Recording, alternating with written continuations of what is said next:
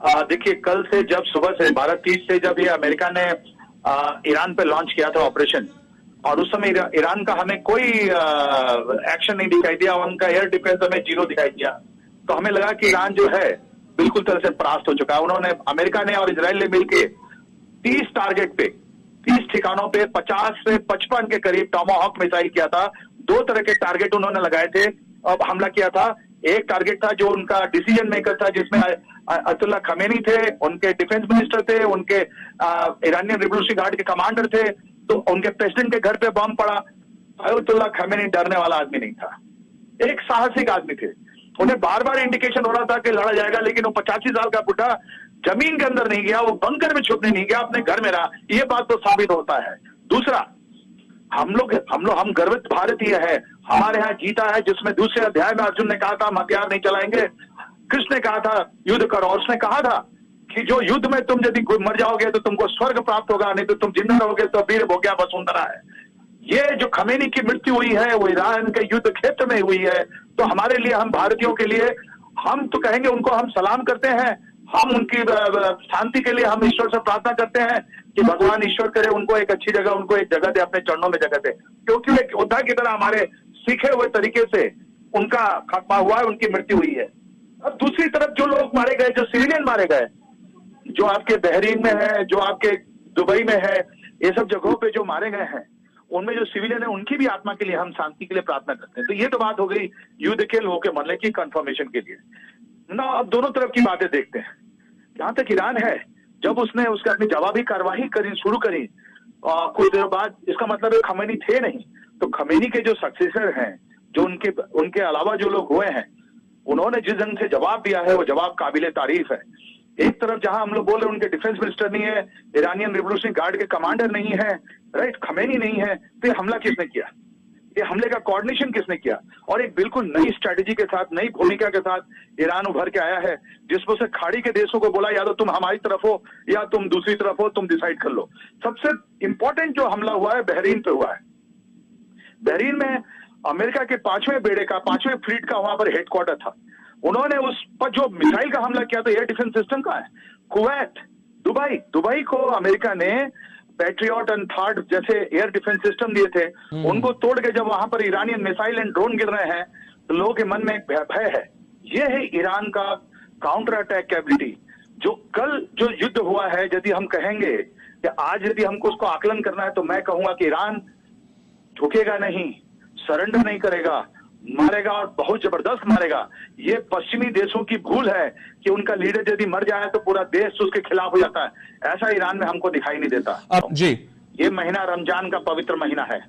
आप पूरी रिकॉर्ड देख ले भारतीय सेना का, जब भी रमजान का मौका या कोई भी ऐसा ईद की मौके हो या रमजान का महीना हो या दूसरी तरफ और कई दहशतगर्द हो जिनका कोई यदि त्योहार होता है, तो भारतीय सेना जो है वो उस समय सीज फायर करती है कि तुम लोग अपने धर्म की बातें करो। ये मैं चैलेंज करके कहता हूँ, ये हमारी सीख है। इसलिए कहा ना कि हम अली खमेनी को हम सल्यूट करते हैं, सलाम करते हैं। वो जो युद्ध क्षेत्र में मारे गए वो हमारे लिए शहीद है, वो स्वर्ग को जो जाएंगे, हाईएस्ट जगह जाएंगे, क्योंकि युद्ध क्षेत्र में मरने वाला हर एक आदमी हमारे लिए पवित्र होता है। तो एक भारतीय सेना की बात आपको हमने बताई। द्वितीय, आपने पाकिस्तान की बात नहीं करी। आज पाकिस्तान अफगानिस्तान के साथ जो लड़ाई किया था वो एक बहुत बड़ा डिसेप्शन था। उसकी जमीन से आज अमेरिका के MQ-9 जो ड्रोन्स हैं, जो खतरनाक ड्रोन्स हैं, जिससे हो सकता है कि उनके कई जगह जो पूर्वी ईरान की तरफ जो सिस्तान प्रोविंस में जो हमला हुआ, उनकी जो मिसाइल स्टोरेज और फायरिंग में बंदर अब्बास के इलाके में जो हमला हुआ है वो पाकिस्तान की सैर जमीन से हुआ है। और ये पाकिस्तान ने जानबूझ के अफगानिस्तान के ऊपर हमला किया ताकि वहां के लोगों को बताए कि नहीं ये जो हथियार आ रहे हैं मैं अफगानियों के खिलाफ, पठानों के खिलाफ इस्तेमाल कर रहा हूँ। इसीलिए आप देखिएगा कि अफगानिस्तान के जो फॉरेन मिनिस्टर उन्होंने बेत को समझा और उन्होंने पाकिस्तान से भी बात किया और अफगानिस्तान से बात किया कि शांति बनाए रखो। लेकिन ये जो मुल्ला मुनीर है, आसिफ मुनीर है, उन्होंने सारे चीजों को तोड़ा है, सारे कानूनों को तोड़ा है। आज वो खड़े हैं ईरान के साथ, ईरान के खिलाफ और अमेरिका के साथ। ये तो पॉइंट हो गई ना। जहां तक हमारा है, हमारे प्रधानमंत्री जब 25-26 तारीख को गए, ये तो बात सर्वविदित था कि वहां पर अटैक यदि होगा तो प्रधानमंत्री के आने के बाद होगा। तो 2 दिन का समय तो था ईरान के पास अपनी चीजों को और भी अच्छी तरह सुदृढ़ बनाने का, किलेबंदी करने का, घेराबंदी करने का, जो उन्होंने किया बहुत बखूबी से किया। आज जो उसके बाद कल जो ऑपरेशन हुआ, ईरान ने जो जवाब ही दिया, अमेरिका के सारे एयर डिफेंस सिस्टम टूट गए हैं, उनकी जो आंखें हैं, जो देखने वाली चीजें हैं, वो सप्रेस किया गया। इसका मतलब ईरान के पास युद्ध की क्षमता भी है, वॉर वेजिंग कैपेबिलिटी है, उनकी स्टेमिना है, उनमें युद्ध क्षेत्र में लोगों को ये बताने का जज्बा है कि हम झुकेंगे नहीं, हम कटेंगे, लेकिन हम आपके सामने सरेंडर नहीं करेंगे। आज मैं बार बार कहता हूं, ईरान को आज मौजूदा हालत में लाने के लिए अमेरिका, और उन्होंने जनवरी 3 को जब वेनेजुएला में जो ऑपरेशन किया और वहां के प्रेसिडेंट को उन्होंने पूरे विश्व में लोग कैसे किस तरफ है इस बात को जानने की कोशिश की, और ये जानने की कोशिश की कि जब कोई विश्व का कोई नेता नहीं है, इससे उनको मजबूती मिली और उन्होंने ईरान पे हमला किया। और इसके साथ एक और कारण, उनका जो टैरिफ था वहां के सुप्रीम कोर्ट ने हटा दिया, इसलिए उनके पास और कोई रास्ता नहीं था, नहीं तो आज दिवालिया घोषित हो जाता अमेरिका। तो उनका आर्थिक चीजें हैं जहां वो एनर्जी को कंट्रोल करना चाहता है। अब जहां बात है भारत की और ईरान की बात, हमारे हमेशा से सेंचुरीज, दशकों से हमारे रिश्ते जो हैं ईरान के साथ बहुत अच्छे से रहेंगे। इसलिए तो आप कह रहे हैं कि जहां भी वहां हमारे कश्मीर के लोग हों, हमारे चाहे लखनऊ के लोग हों, चाहे हमारे अन्य प्रदेशों में जो है वो अली खमैनी के समर्थन में, हमें तो लगेगा उनका चित्र भी नहीं निकालेंगे, उनको सम्मान देंगे। ये हमारी जो सेंटिमेंट्स है वो ईरान के साथ है। बिल्कुल सही, ये युद्ध जो है ये डिजिटल वॉरफेयर है, ये माइंड वॉरफेयर है, ये एल्गोरिदम वॉरफेयर है, ये 5th जनरेशन वॉरफेयर है। यहाँ पर ह्यूमन परसेप्शन बहुत इंपॉर्टेंट है। आज जब अली खमैनी की एक तरफ मृत्यु का समाचार विश्व को मिल रहा था, तो दूसरी तरफ एक चित्र नजर आता वीडियो जिसमें लोग सड़कों पे जश्न मनाते हुए दिखाई देते थे। लेकिन जब आपने फ्रेम फ्रीज करके जब जानने की कोशिश करी तो वो चित्र तो रात का था। आप बताइए 1971 में यदि आपके दिमाग में यदि कुछ बातें हों, जब युद्ध चल रहा था पाकिस्तान के साथ, तो सड़कों पे कोई इलेक्ट्रिसिटी नहीं था, सारी जगह इमरजेंसी कर्फ्यू लगे होते थे, रात में कोई लाइट नहीं जलती थी।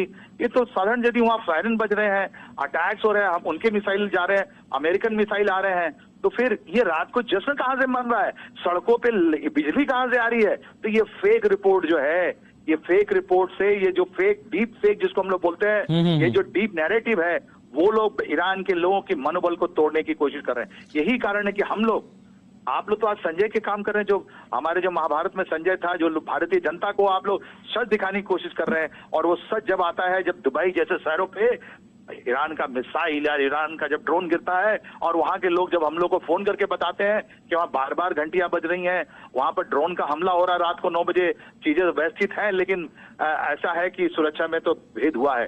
तो अमेरिका की जो एयर डिफेंस सिस्टम कहाँ है? आज ईरान ने गतकाल जो लगा ताबड़तोड़ जो हमला किया, इजराइल की बात करें आप, जो सबसे खतरनाक बात है, तो ये हमें भी पता नहीं चल रहा किस मोड़ पे जाएगा। 35 मिसाइलें दागी है उन्होंने इजराइल में, अभी कर रहा है ईरान। असली बातें जब शुरू हुई दिन के वक्त में, जब कोई खबर नहीं थी, तो वही चल रहा था मीडिया में जो अमेरिका दिखाना चाहता था, इजराइल दिखाना चाहता था। लेकिन जब वहां के लोगों ने अपना जलते हुए बिल्डिंग और बहरीन की बातें, और जब दुबई की बातें, जब ओमान की बातें, जब यूएई की बातें जब आई, तो पता चले बाबा तो ईरान तो बहुत जबरदस्त हमला किया हुआ है। और जब इजराइल में बोला गया कि 5 मिसाइलें यहाँ गिरी हैं, तो पता चला कि बहुत बड़े अनडाउटेडली जो ट्रंप हैं, पहली जो उनकी क्षमता थी, जो वॉर वेजिंग कैपेबिलिटी बोलते हैं, 10 से 15 दिनों की थी। आज के दिन में अमेरिका की जो वॉर वेजिंग कैपेबिलिटी है, मिसाइल जो स्टोरेज है, जिस रेट से वॉरफेयर हो रहा है, रेट ऑफ फायर इसको बोलते हैं, वो यदि रेट ऑफ फायर यदि मेंटेन रखे तो 10 दिन से ज्यादा उनके पास एम्यूनिशन आर्म्स नहीं है अमेरिका के पास। इसीलिए आज ट्रंप बोल रहे हैं कि हम 7 दिन तक के बाद हम देखेंगे क्या रिव्यू है। That is point 1। कल की यदि उनकी बातचीत आप सुने, 4 पॉइंट नजर आ रहे हैं सामने। पहला पॉइंट उन्होंने कहा तुम न्यूक्लियर पर सरेंडर करो, जो ईरान ने रिफ्यूज कर दिया। दूसरा उन्होंने कहा कि तुम जो तुम विद्रोहियों को जो तुम समर्थन देते हो, आतंकवादियों को जो तुम समर्थन, उसको बंद करो। आपकी है या आपके ऊपर जो लेबनान में हमारे जो हिजबुल्लाह है वो अपने अलग है, हमास अलग था अपना। हमास तो ये आपको कहते हैं सुन्नी ऑर्गेनाइजेशन था, ये तो ये लोग तो सियाज हैं। तीसरा उन्होंने आईआरजी को बोला, ईरानियन रिवोल्यूशनरी गार्ड जिसके कमांडर कल मारे गए हैं, उनको बोला तुम सरेंडर करो, बहुत इंपॉर्टेंट है। और चौथा उन्होंने बोला ईरानियन लोगों को कि तो हम लोग आ रहे हैं, काम खत्म करने के बाद तुम अपना सत्ता अपने हाथ में ले लो। ईरानियन लोग को समझ में आता है कि इराक में क्या हुआ सद्दाम हुसैन जाने के बाद, लीबिया में क्या हुआ गद्दाफी के जाने के बाद, क्या सिचुएशन इंप्रूव हुई? क्या वो डेमोक्रेसी जो अमेरिका ने इंजेक्ट किया वो लोगों की जिंदगियों को और अच्छा बनाया? Answer is no. हमें एज सचेतन सिटीजन हमें इन चीजों को गौर रखना है। हमारे साथ अमेरिका ने क्या किया, 50% टैरिफ दिया हम लोगों को, तो हमें तो अपनी आत्मनिर्भरता की तरफ बढ़नी है, हमें सोच समझ के रास्ते उठाने हैं। आज की डेट में हमारी मिट्टी से तो कोई नहीं बोल सकता कि अमेरिकन MQ-9 हमारा चल रहा हो तो पाकिस्तान के अंदर चल रहा है, राइट? तो जितने भी मुस्लिम देश हैं उनके पास सेनाएं क्यों नहीं ईरान इराक को छोड़ के? क्यों डरता है अमेरिका? क्यों इन दोनों को? क्योंकि इनमें जो तानाशाह है, जो राजा के खानदान के लोग हैं, जैसे सऊद में सऊद है, उन्हीं का बेटा वहां पर राज्य करता है। उनको डर है कि यदि हमने सेना बनाया तो हमारे खिलाफ विद्रोह न करते, इसलिए अमेरिकन ने डर बैठा के अपना बेसिस बनाए थे। तो जो ईरान बोल रहा है कि मैंने इतने सैन्य ठिकानों को मारा है, बिल्कुल सही। बिकॉज आप बहरीन में बहुत अच्छा केस स्टडी है। बहरीन में अपनी 5th फ्लीट थी, उसमें लोग थे, उनको एवेक्यूएट किया गया, लेकिन उसके बावजूद कई लोग जो इटालियन जो थे, वो तो बॉडी कॉफिन दिखाई दे रहा है हम लोग को। अब वो कॉफिन जब उनके देशों में जाएगा तो वहां की मीडिया पकड़ेगी। तो 1-2 दिन और इंतजार कीजिए, आपको जो हताहत हुए हैं लोग, जो मरे हैं लोग, वो आपको दिखाई देंगे। क्या हम वर्ल्ड वॉर 3 की तरफ बढ़ रहे हैं? क्योंकि ओआईसी इसको हल्के में तो नहीं लेगा। हाँ, ऐसे के पास हिम्मत ही नहीं इसका जवाब देने को। वर्ल्ड वॉर 3 बिल्कुल ये बकवास है। आप बताइए, कल रात को जब हमला हो रहा था, अमेरिका हमला कर रही थी ईरान पे, तो अमेरिकन के अपने घर में सोए हुए नहीं थे? आप जवाब दीजिए। आपका जवाब है यस, सोए हुए थे। फ्रांस के लोग, जितने यूरोप के लोग थे, सोए हुए नहीं थे। इंग्लैंड के लोग सोए हुए नहीं थे। तो तृतीय विश्व युद्ध में तो आपकी नींद उड़ जानी चाहिए। चाइनीज लोग सोए हुए नहीं थे, राइट? मिडिल ईस्ट, हमारे जो एशियन है, वो सोए हुए नहीं थे। जब आप विश्व युद्ध की बात करते हैं, विश्व वर्ड जब इस्तेमाल करते हैं, तो रीजनल वॉर नहीं, विश्व वॉर होता है, जिसमें लोग एक तरफ या दूसरी तरफ होते हैं। अभी मल्टीपोलर वर्ल्ड में ये बार बार लोगों को धमकियां दी जा रही हैं कि यहाँ पर विश्व युद्ध हो जाएगा, लोगों की जान खतरे पड़ जाएगा।